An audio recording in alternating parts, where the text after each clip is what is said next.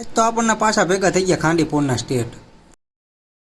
જય માતાજી મિત્રો, આજ છે આપણો D11 ફોન। આપણે હવારમાં નીકળી જતા જડીબુટી લેવા જવા। એટલામાં તો મર્સિડીઝ ભેગી થઈ ગઈ ફૂલ ખુલ્લા સનરૂફ વાળીઓ, ફૂલ બધી ચારે બાજુથી હવા આવે। એટલામાં વાયન આવતું તો રહેમાન ડકે બે બટન ખોલીને મેં ઢીકો મારીને હા કાઢ નાખું, પણ એના માણસો હોય તો આપણો હા કાઢ નાખ।